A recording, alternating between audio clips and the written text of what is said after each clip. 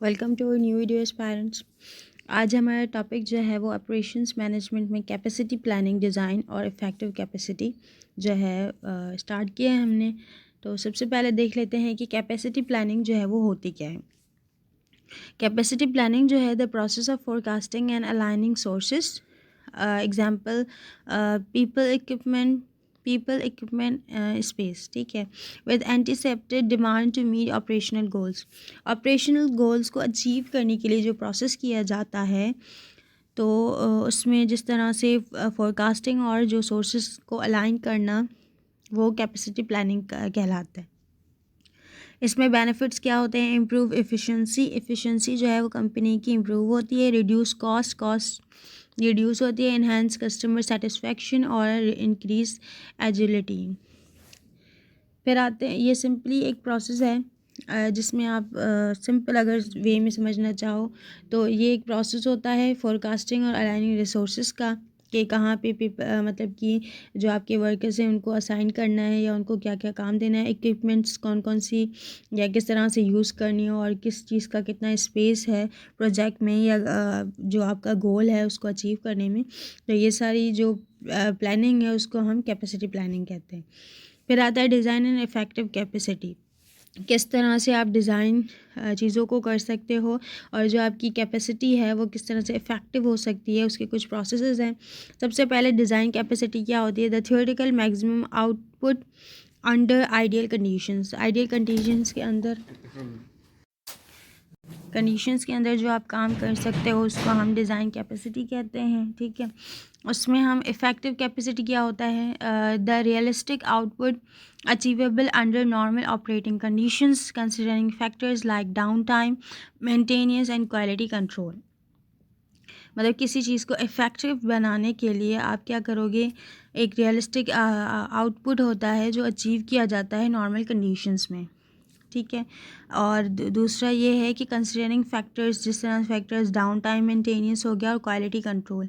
तो ये सारी जो हैं चीज़ें हमें इफ़ेक्टिव कैपेसिटी में मतलब कि कैपेसिटी को इफ़ेक्ट करने के लिए किसी भी चीज़ की काम आती हैं। मतलब बिजनेस की बात कर रही हूँ। कैपेसिटी क्वेश्चन क्या होता है? Buffer built into effective capacity to handle unexpected demands, spikes और ऑपरेशनल डिस्ट्रप्शंस। ऑपरेशन डिस्ट्रप्शंस या फिर अनएक्सपेक्टेड स्पाइक्स जो आ जाती हैं, जो हमें पता नहीं चलता, या अचानक से कोई जिस तरह से प्रोडक्ट गिर गई या फिर ऐसी कोई चीज़ है जो हमें उस टाइम पे समझ नहीं आती। तो कैपेसिटी क्वेश्चन जो है वो हमें हेल्प करती है buffer build into effective capacity, effectively हमें काम करने में या मैनेज करने में चीज़ों को मदद करती है। फिर है कैपेसिटी कंसिड्रेशन।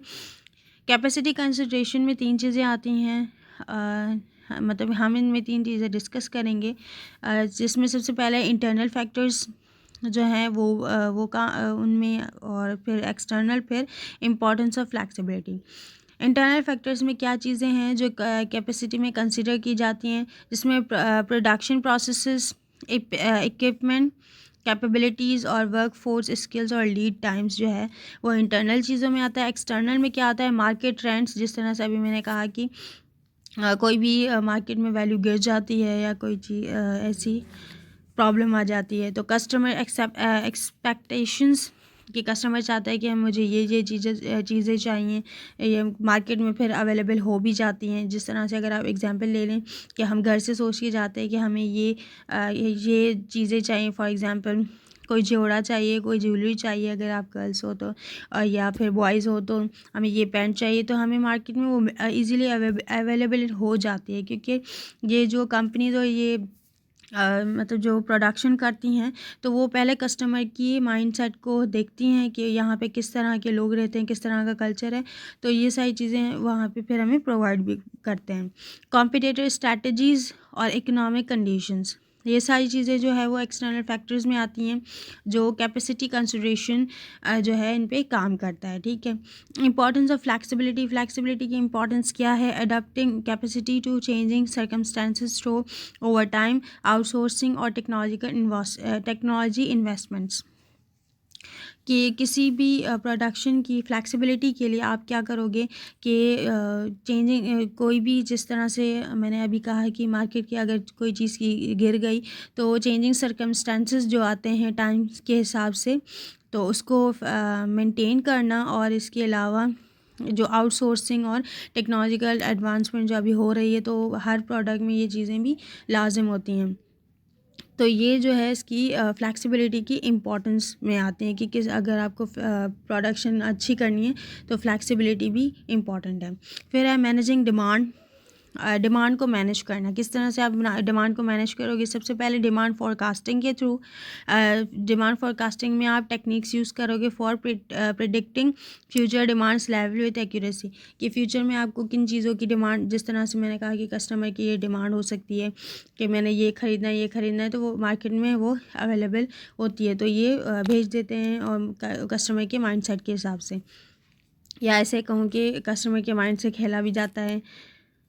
फिर आता है इन्वेंट्री मैनेजमेंट। इन्वेंट्री मैनेजमेंट क्या है? Optimising inventory levels to avoid stock outs and minimise carrying cost. Inventory management के लिए क्या होता है कि आपकी जो कॉस्ट होती है उसको मिनिमाइज़ किया जाता है, और जो इन्वेंट्री लेवल्स होते हैं तो कुछ को स्टॉक आउट्स को अवॉइड भी किया जाता है। फिर है प्राइसिंग स्ट्रैटेजीज़। उसके जगह के हिसाब से जो प्राइस है उसकी स्ट्रैटेजीज़ बनाई जाती हैं। फॉर एग्ज़ाम्पल, अगर वो जगह बहुत ही लो हो तो उसके प्राइस लो होगी, अगर वो जगह बहुत ही ज़्यादा हाई हो या फिर बहुत ही ज़्यादा अच्छी सोसाइटीज़ में हो तो उसकी प्राइस जो है वो हाई की जाती है। प्रोडक्ट और प्लेस के ऊपर प्राइस स्ट्रैटेजीज़ जो है वो डिपेंड करती है। So adjusting price to influence demand during peak and off the periods भी जो होते हैं। फॉर एग्ज़ाम्पल कि अगर आप एग्ज़ाम्पल ले लो आम की मौसम का, तो आम की मौसम में उसकी प्राइस बहुत हाई होती है, जिसमें अगर आप मई, जून, जुलाई ये ले लो, तो जिस तरह से ये लो होता जाएगा उसकी प्राइस भी लो होती जाएगी। फिर डिमांड और सप्लाई वाला रूल आ जाता है, ठीक है। फिर आता है leading west lagging strategies. Leading west lagging strategies में क्या होता है? लीडिंग स्ट्रैटेजी प्रोएक्टिव अप्रोच ली जाती है। लीडिंग स्ट्रैटेजीज़ में investing in additional capacity ahead of anticipated demand growth. Lagging strategies में क्या होता है? रिएक्टिव अप्रोच ली जाती है, उसमें प्रोएक्टिव या इसमें रिएक्टिव। फिर आता है expanding capacity only when existing capacity is reach. इसकी एक्सपेंड कैपेसिटी तभी होती है जब कोई और कैपेसिटी जो है वो एग्जिस्ट करे, और उसको रीच करने के लिए ये लैगिंग स्ट्रैटेजी यूज़ की जाती है। चूजिंग द राइट स्ट्रैटेजी, किस तरह से आप राइट स्ट्रैटेजी को चूज़ कर सकते हो? Depends on the factors like market volatility, risk tolerance and financial resources पे।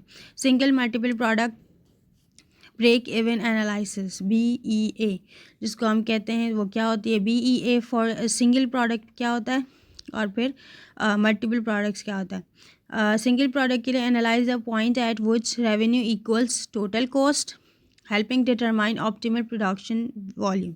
ये सिंपल है। सेकंड जो है मल्टीपल प्रोडक्ट्स के लिए क्या यूज़ होता है? Consider the contribution margin of each product to identify the most profitable mix at different capacity levels. So that's all for this topic, capacity planning. So if you have any question regarding this or operation management, then you can comment in comment section. If you like our video, then like, share and subscribe our channel.